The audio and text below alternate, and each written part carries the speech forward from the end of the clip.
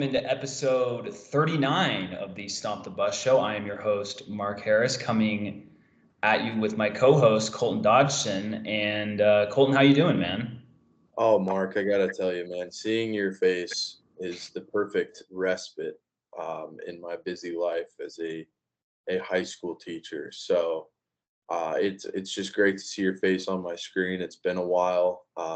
Forgot that you cut the hair. Still looks great.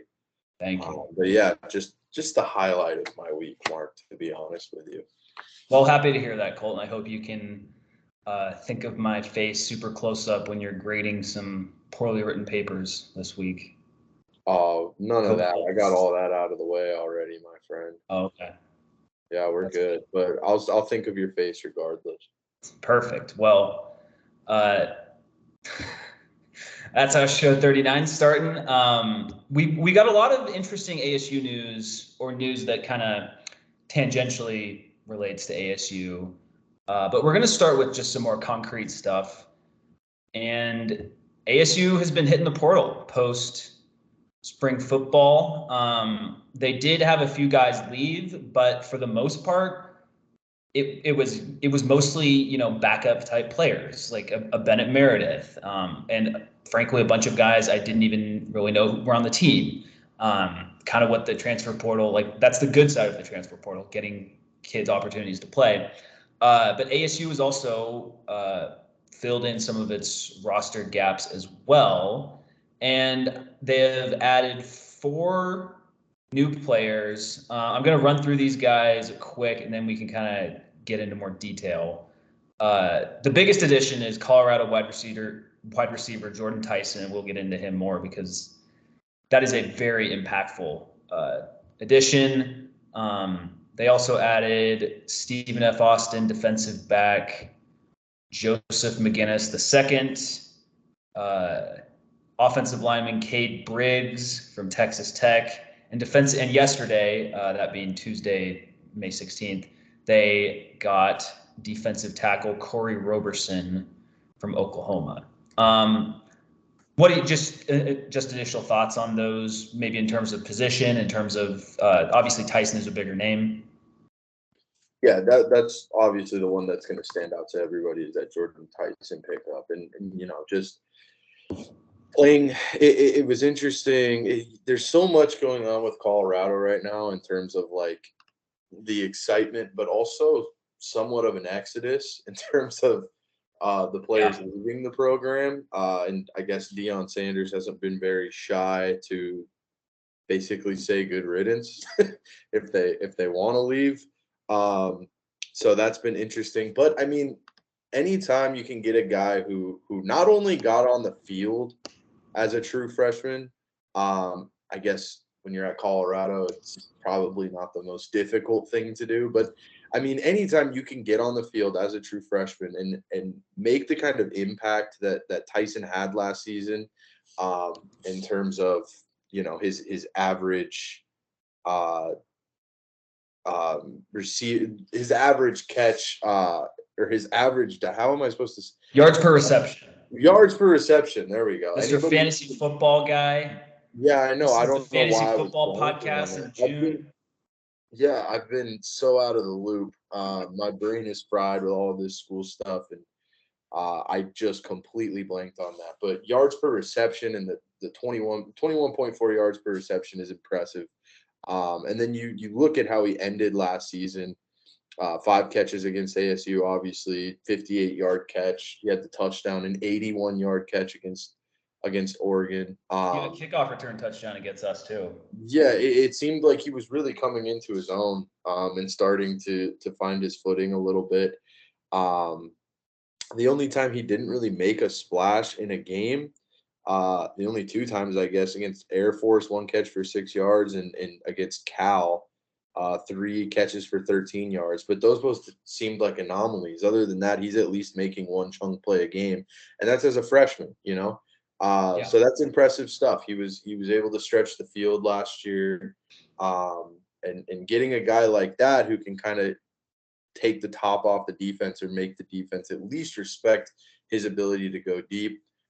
It just adds another dimension to your offense, and gives Kenny Dillingham more to work with, and gives whoever ends up winning this starting quarterback job more to work with as well, joining, Elijah Badger and everything else that they're Conyers and everybody else that's going to be in the mix for that position, or for it, on the offense, I mean. But either way, man, like anytime you can add a weapon like Jordyn Tyson, especially from a conference opponent, granted not a very good one, but one with a lot of hype, it bodes well. So I'm excited to see what he does. Absolutely. I want to touch on, excuse me, I want to touch on Jordyn Tyson a little more in a bit, but I do, yeah, and those are all good points too, because the stats, particularly at the end of the year for him, were really good. The other three transfers, I don't really have a whole, I mean, hopefully Joseph McGinnis and Cade Briggs help out, defensive back, offensive line. Those are never places where you can have enough, you can never have enough depth at those position groups. But the biggest for me was Corey Roberson from Oklahoma, and it's in a much different way than Tyson, because Tyson will have a much bigger, or one would think Tyson will have a much bigger like on-field impact. Just you're watching the game, you see guys making plays. He'll be doing that for ASU. Why I like the Roberson addition is because you did lose a handful of defensive tackles in the portal post spring. Robbie Harrison, he committed to Indiana. So that is kind of a move down, I guess. Look, Indiana's not a good football team either, but still playing high level football. But and then there's two other guys that left too. But bringing in a guy like this, even if it's just for depth, is big. Just you don't want to run out of defensive tackles if Colin Fight gets injured, for example. So that's just it's just big from a depth perspective. He's started in the past. He's only really had 4 starts over his time at Oklahoma, which has been like 4 seasons, and he's what do they have him here? I think he's a redshirt. He's a 5th-year junior with 2 more years of eligibility. So bringing a guy like that in, he has some level of talent. He was at Oklahoma, so at one point he was if Oklahoma wanted him at one point, that means there's something there. And even if he's just a backup, that's fine. He doesn't have to be Nesta Jade Silvera and be the only guy from ASU getting drafted. But like Silvera did make like big plays last year, and he was your starting nose guard. He doesn't even have to be that. It's just, hey, it's like, it's just another important body at that position. So I just wanted to kind of expand on that, because it's not sexy at all. Jordyn Tyson is, from his skill set, is a very sexy football player, if that makes sense. But just wanted to. That's pretty hot, Mark. Well, he is a Sun Devil now, so there you go. He'll be burning guys downfield in the hot Tempe weather. There you go. There's some heat puns for you. But yeah, so just wanted to consider that horse dead and beaten. There you go. Yeah, but exactly. But just wanted to shout out that stuff about Roberson. Definitely. And I think you're 100% right. I think you hit the nail on the head in terms of the importance of depth in general on a football team. But the way that you're seeing just football in general move is moving to having depth on the defensive line being so important, because you can rotate guys in and out, right? Yep. You can bring this guy in who did start a couple games for Oklahoma, or at the very least was on the field for Oklahoma, who can come in and give you bursts if he's not a starter, right? Just because he's a depth piece on the defensive line doesn't mean he isn't going to get reps if he proves that he's capable of giving you solid reps, right? Yep. And taking that burden off of your starters and using more of a rotation keeps all of those guys fresh. And when you're rushing a quarterback, it's more like, sprints, right? You don't want those guys to be gassed by the end of the game. If you can have fresh D linemen because you have solid depth in the third and fourth quarter, that's going to make life hard on that quarterback. So any depth you can assemble along the defensive line, and we'll see what he does. We'll see what he looks like when he gets to fall camp and everything like that as we move closer to that. But if he can prove to be a solid depth piece and a guy who gets on the field, I mean, that's never going to be a bad thing. No, not at all. And so hopefully they add another defensive lineman in the portal before the season starts. But yeah, I mean, all good points from you there. But shifting back to Tyson, I mean, if you, I think his stats are worse than his talent showed, just because the quarterback situation at Colorado was just a complete dumpster fire last year. I mean, you look at his last 3 games of the year against Oregon State, 3 catches for 92 yards. That is insane yards per reception. Against ASU, balled out, 5 catches for 115 yards, 58-yarder. And then against number 8 Oregon, 5 catches, 137 yards, long of 81, and a touchdown. Scored their only touchdown in the game. Yeah. Like, this is an incredible. Like, he was playing well against. I'm not even going to put ASU in that group. He was playing well against the best competition he faced, and that's just so encouraging. And now he's not going to be like. He's going to have a much better offensive system, much more consistent quarterback play. He won't be the only option because he'll be at best the 3rd best receiving option for ASU, and there's a chance he could be like the 4th with how Xavier Guillory is practiced coming in from Idaho State. It's just such a. It's just you mentioned it just adds such a different dynamic to this offense. And the other thing that I really like about getting Jordyn Tyson is that other schools, like bigger football schools, wanted him, and we got him. Oklahoma, he was at Oklahoma. He toured Oklahoma and eventually went to ASU. Auburn really wanted him.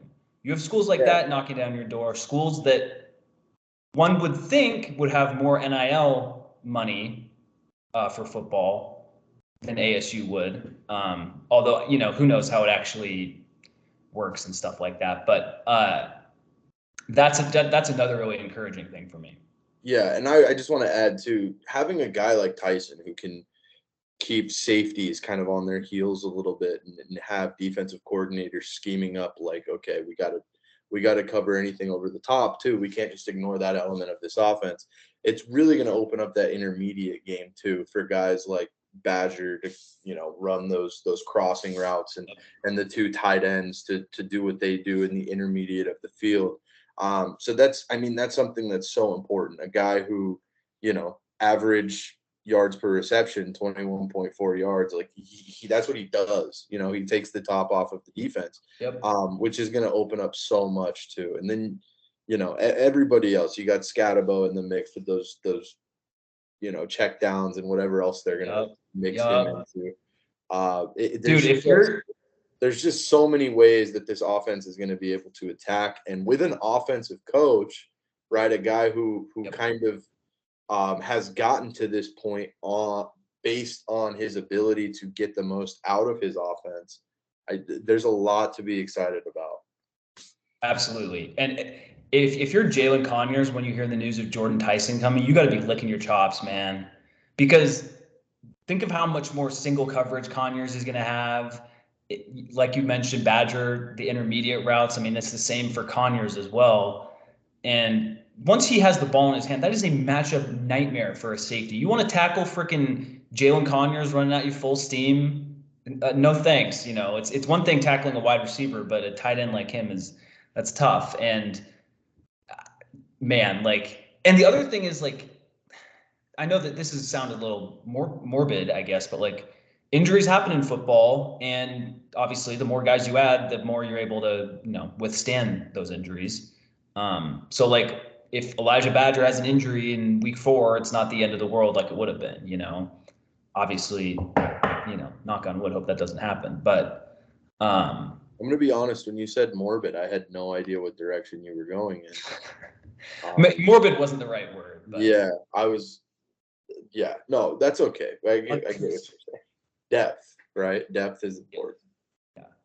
You So, don't want to lose Elijah Badger. Definitely not. I think that would still hurt, but I mean, of course, yeah, but and it can just bail you out. Like having a guy like that can just bail you out of like maybe not even calling the right play in the moment, but he just gets open and there you go.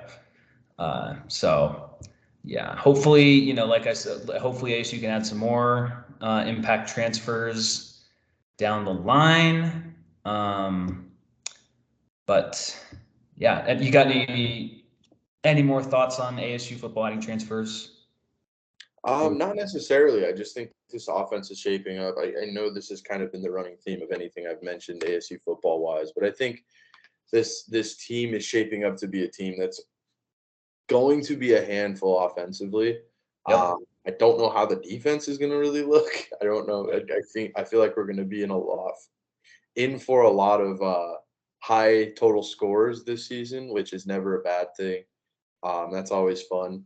But I do think that this team is going to be able to put points on the board, and getting a guy like Jordyn Tyson and adding him to that repertoire, that arsenal of weapons that is already in place, I think is pretty underrated and pretty special. A lot of people are excited about this, and I think they have good reason to. He's also so young. For him to do what he He'll did, be a true sophomore. yeah, a true sophomore. For him to do what he did last year as a true freshman, especially in this era of college football, when you've got 25-year-olds on the field, is impressive. So Absolutely. And yeah, so you mentioned the defense. I've been saying it all offseason. I do like Brian Ward, the defensive coordinator they got from Wazoo, a program that does not, is not loaded with, amazing talent, and he did a good job there last year. So absolutely, that's a huge get. I think it's more of a testament though to the offensive talent that is in the Pac-12 right now.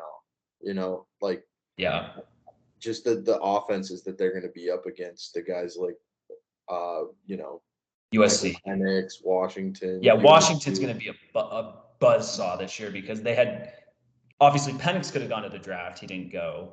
There were two Right. wide receivers, Roma Dunze and Jalen McMillan could have gone, and they didn't go. They also have some good like defensive linemen that didn't go as well. Like I saw a mock draft that had them like four first round picks next year. I mean, obviously these way too early mock drafts are way too early for a reason, but that's a lot of talent for them. So like I don't think the ASU Washington upset is going to happen for 2 years in a row, especially playing up in Seattle. But No, it's not. And adding Uiagalelei, yeah. Yeah. Adding DJ to Oregon State, and Oregon State is a team on the rise too. Yep. Obviously Oregon is always solid offensively. You mentioned USC, UCLA, like the list goes on. Arizona, like you could just go on and on and on. And now Colorado too. There's going to be a lot of really solid offensive teams in the Pac-12 this year. So I don't know if it's necessarily like, oh, this defense is terrible. I don't think it's that. I just think that the caliber of offenses they'll be up against is extremely high. Yep. But again, I think that if they lose a game, they're not going to get blown out by like 45-10. It'll probably be more like 56-38, something like that. Right.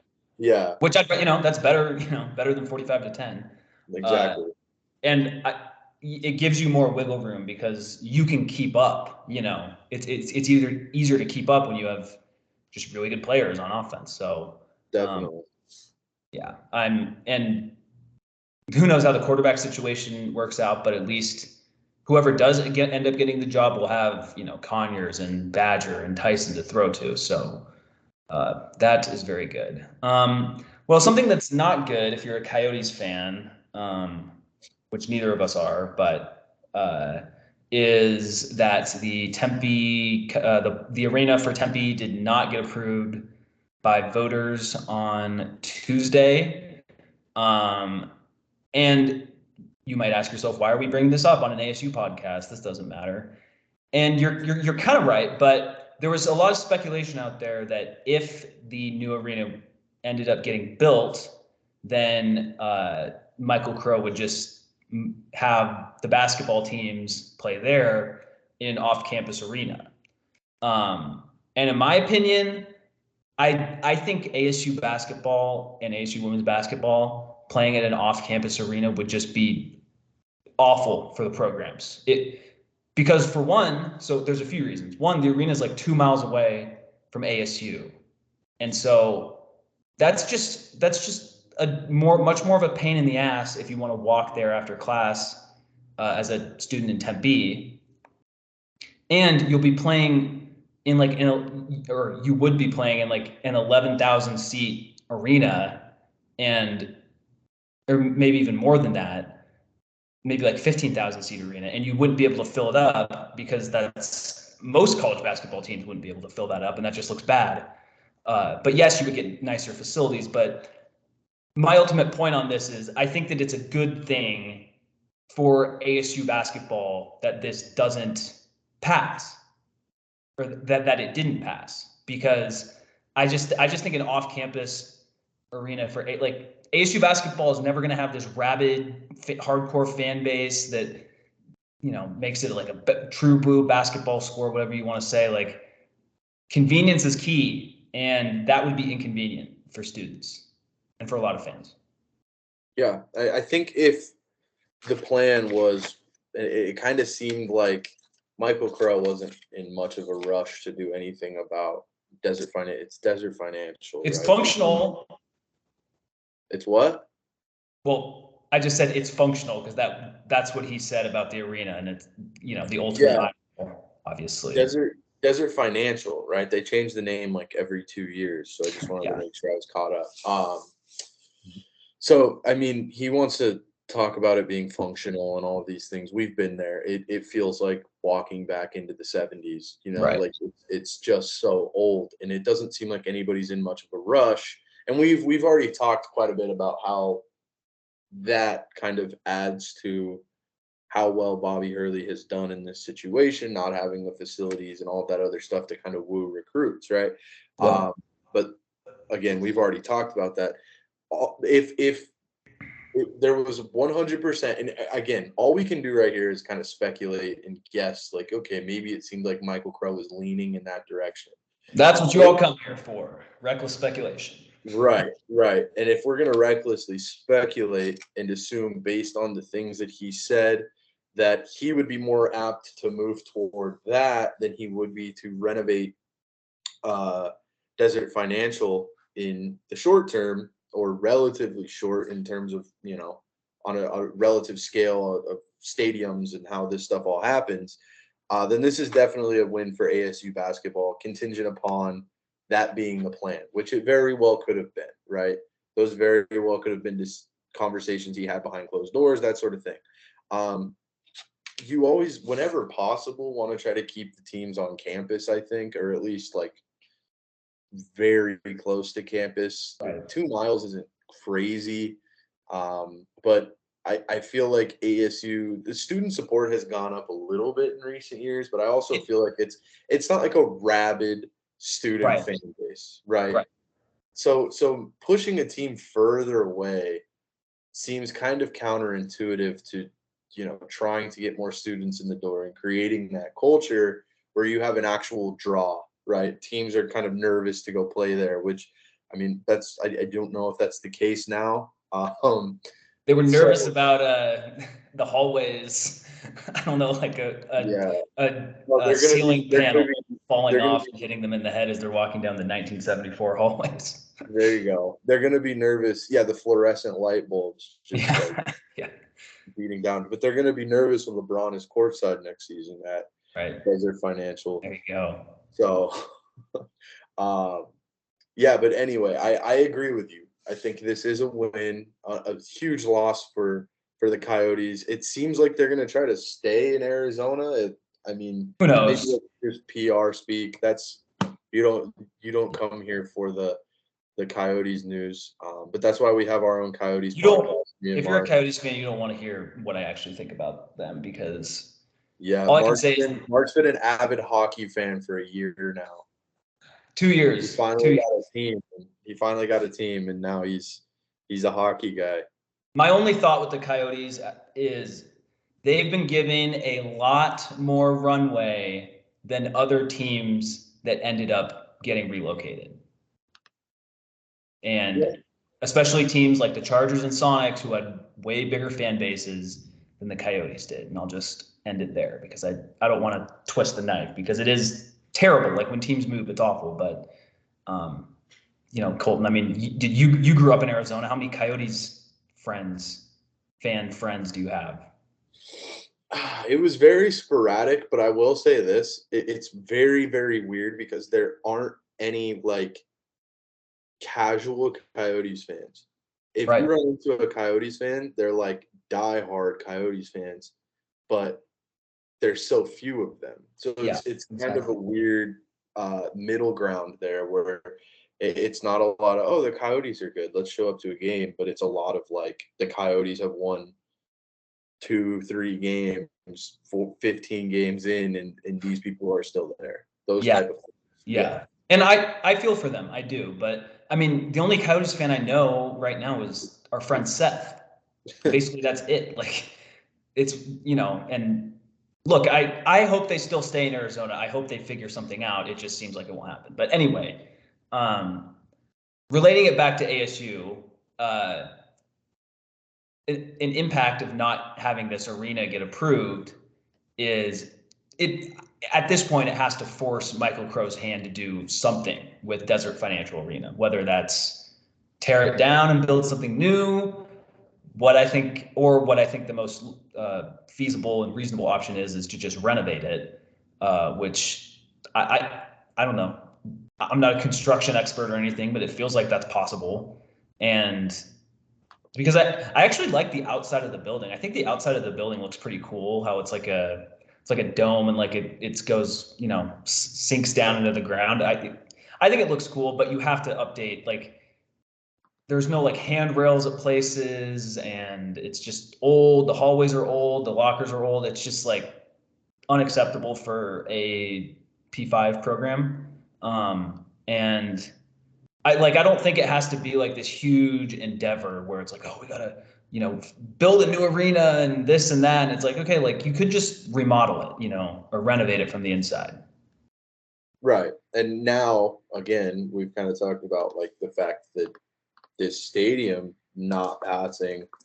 If there was any urgency, if there was any conversations about what will we do in the long term in terms of a basketball venue, which there should have been, because again, that building is extremely old. One option is off the table, and that's playing in a ASU Athletics should have been doing a lot of things over the years, but let's just save that another show. But no, I get your point. Definitely. So that's obviously off the table at this point, and we'll see what the Coyotes do. Who knows? Right. Yeah, and another thing that, let's say you renovate it, according to Wikipedia, Desert Financial Arena is a 14,198 seat arena. That is too big for ASU basketball. That is way too big. Like, basically, for that to be filled, you have to have a good ASU basketball team, and they have to be playing a good marquee opponent. So absolutely. Yeah, it's too much to ask for basically any college basketball team, save for a handful.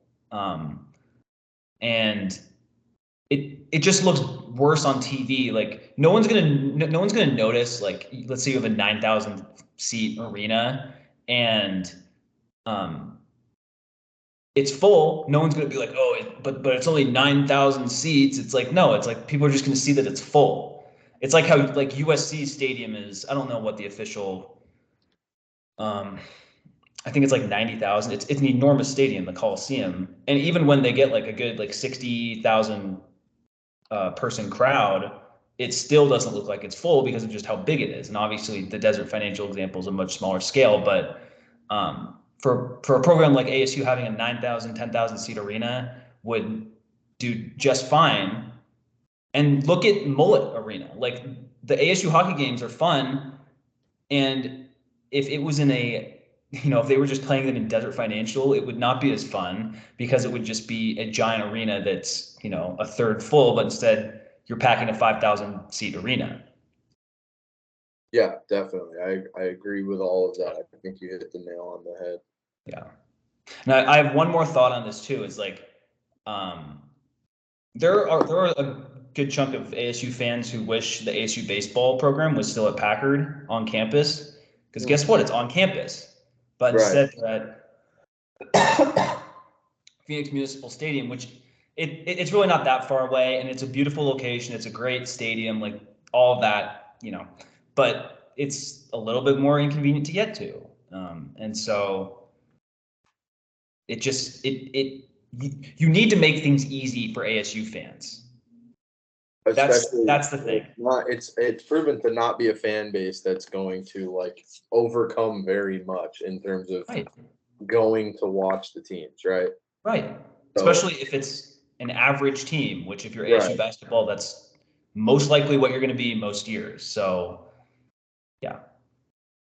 Anyway, any more thoughts on that, Colton? No, I think you kind of summed it all up. I'd be interested to see what's going to happen in terms of what they do long term with the basketball venue. Is this going to be renovated? Or is it just going to be something where it becomes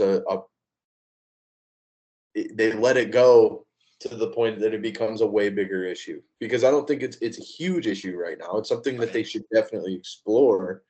Like Michael Crow, what did he call it? Serviceable, or is that Functional.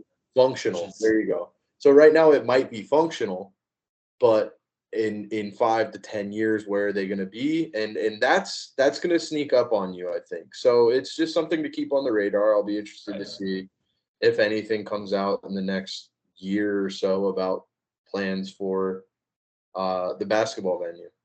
Yeah. I mean, look, there's also a reality where they just do nothing, but I just feel like you can't just do nothing forever, especially. Yeah, exactly. And that's what I'm saying. Like, I think if they just keep going with the mentality of like, this is a problem for a different day, it's functional, all of that stuff, it's going to sneak up on you, and then it's going to become a way bigger issue than it ever needed to be, Right. So. Right. Yeah. So look, if we had different university leadership, this would have been fixed probably 15 years ago, but we don't. And we have Michael Crow. Or at the very least, in an athletics facing leadership. Does that make sense? Right. I mean, look, I've been critical of Ray Anderson of a bunch of stuff, but ultimately this is Michael Crow's decision. That's what I'm saying. Is Michael Crow has never proven to be much supportive of. Yeah. Yeah, you get what I'm saying. Yeah. Yeah. Yes, we do. Yes, we do. Read me loud and clear. If only innovation was a sport. Yeah, we're really good at that sport. Yeah. Or at least we'd say that we are. I don't know how those actually get measured, but anyway. So there's more conference realignment news percolating around the country, and most of the big headlines are about the ACC, which is in a pretty similar spot as the Big 12 and the Pac-12 in terms of their revenue gap behind the Big 10 and the SEC. And in light of all that, Sports Illustrated writer Ross Dellinger had a great article that came out on Monday. I recommend everyone read it because it kind of touches on a lot of stuff going on around the country. But from a Pac-12 perspective, basically it's saying the Big 12 still wants to poach Pac-12 schools, but the Pac-12 is still committed to waiting out and seeing what the media deal will be. It's kind of been the state of affairs for the past few months. But there were a few kind of notes that popped up and I want to go through. One is that, so I'm going to read this. One thing is certain, the Pac-12 plans to expand by adding San Diego State and maybe SMU, coinciding with its completion of a new TV deal. But there is a deadline. To start playing 2024, San Diego State owes the Mountain West an exit fee of about $17 million. That triples in cost on July 1st. A reason for a quasi deadline to the situation. So basically saying Pac-12 needs to add SDSU before July 1st, or otherwise SDSU is going to have to pay a lot more to the Mountain West when it leaves. So that's good, and just in terms of like he wrote, a deadline type situation. And then this is the most interesting quote from the whole article, in my opinion. One athletic administrator offers his own prediction on the outcome. Quote, "I think the highest odds, and it may not be more than 50%, is that the Pac-12 salvages something in the short term to keep it together and is dead man walking for 4 years with the Big 10 and Big 12 sitting there." So from this article, obviously the super long-term future of the Pac-12 is, very bad for the most part, but it does seem to indicate that something will get done. Maybe it's more of like a Band-Aid of a deal will get done sometime, in the next 2 months, which I guess we've been saying forever. But what are your thoughts on that? And because it's a lot of kind of the same stuff, but I think the quote is pretty interesting. Yeah, I think it's that same theme of like, you're hearing publicly the people who are putting their names next to their quotes are saying, yeah, no, it's going to get done. It looks great. And then there's such a more pessimistic viewpoint in terms of like in so many different respects, right? There's people who think it's already over. There's people who think it could happen for, there's short-term optimism, but obviously referring to them as dead man walking is the Pac-12 as dead man walking is pretty telling, right? So it's such a polarizing thing. There's people on this is very extreme, right? There's nobody that's kind of like in the middle on this. I'm like, hey, we'll wait and see. Maybe it'll get that. Like, it's either like, yes, it's getting done because those are statements that have been prepared, or like there's right. this league is going to fold. So I think getting a deadline, or I guess a non-official deadline, right? Of that July, what'd you say it was, July 1st? July 1st, yeah. Yeah, I think it kind of it kind of forces their hand a little bit to move on something. And who knows if they will, if they're serious about adding teams and trying to find that solution that would come through adding those teams, then it looks like they're going to have to move a little quicker than they have been. But I guess it's only been, right around a year since we've been talking about this. Hopefully we'll get some resolution here shortly, and or at least some news, and then we'll have a little more to talk about that's new, right? Because I feel like all we're getting is guys commenting on what this is without much.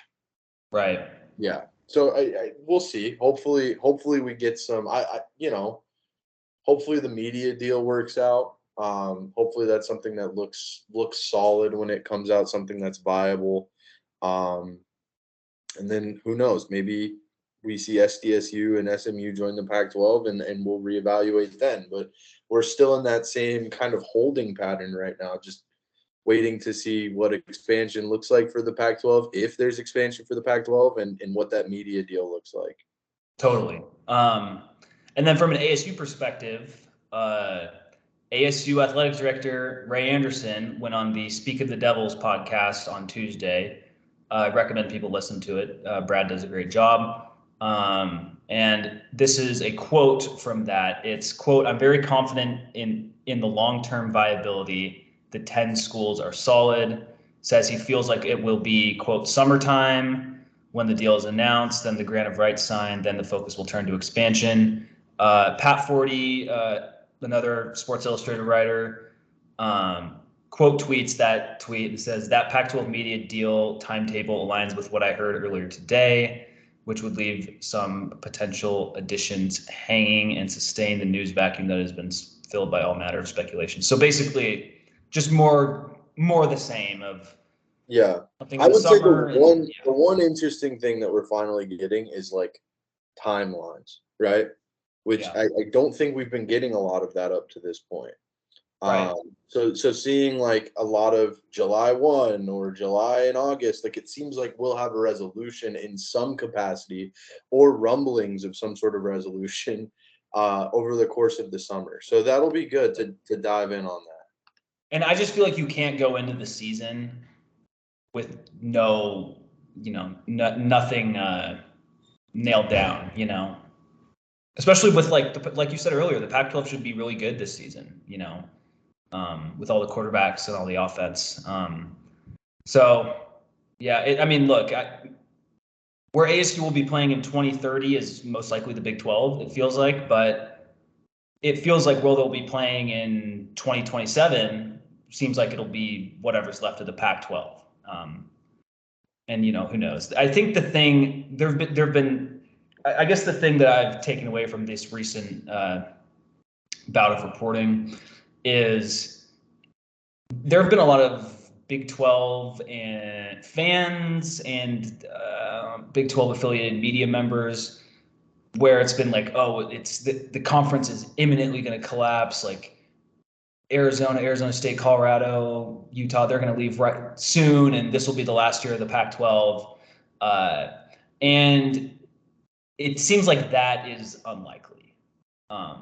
But like I said, 2030 playing in the Big 12, then yeah, and tying it up with the ACC, maybe the Big 12 will just be the best of the rest conference for all the other remaining Power 5 teams, and ASU will be playing like Louisville and Pitt as conference rivals, which is just coming out of my mouth just sounds so fucking stupid. But this is where we are, and so who knows how it's all going to play out? But it's just mind bending. It's madness, Mark, and I can tell you're flustered. Yeah, totally. So I don't know. It's just who knows what's going to happen. It's the fact that it's going on so long isn't a good sign, but also for all the Big 12 people who thought all these schools would have left by now, they're wrong too. So it's like, I don't know. I guess I'm just glad that we're not Wazoo and we're not Oregon State, or like from an ACC perspective, like Boston College, or Wake Forest. Like I feel like when all this, musical chairs ends, those schools are going to be the ones on the outside looking in. Yeah, definitely. I don't know if you saw this too, but I was just scrolling through Twitter. ASU just added a 4-star corner. Oh, really? Tony Lewis Nakuba. It looks like it came out 37 minutes ago. Well, look at that. All right. Tony. Yeah. Tony Lewis Nakuba, it looks like. I think I said that right. I hope I did. Let me just typed it in. 4-star 2024 corner. So, dude, I don't know where he's let's from. Go. Tony Lewis Nakuba. Is that the first time we've had not breaking? Well, I guess we didn't break the news, but it is breaking news, right? Yeah. On the show, yeah. I guess so. Look at that. Look at that. He's out of Louisville, Texas, so out of the Dallas area. That's good. This is good stuff. It looks like they have him as a 3-star on 247. 4-star on Rivals, 3-star on 247. The 85th rated corner in the country, it looks like. Not bad. Still, anybody, I guess anytime you can have solid corners in college football, it makes such a difference. Yeah. And I think we'll have that this year too. So rare. Yeah. Those guys are just like guys you got to get out of the, right. The Big Ten is the only place that has that, I feel like. Right. And the SEC, but. All right. Well, that's some good stuff right there to close out our show. We can say 4-star, he's a 4-star on Rivals, so we'll take it. And even if he was just a 3-star, that's good too. Especially it continues the Texas pipeline, which if ASU does end up going to the Big 12, that's very good to have. So, and even if they don't, it's good to have, you know. So there you go.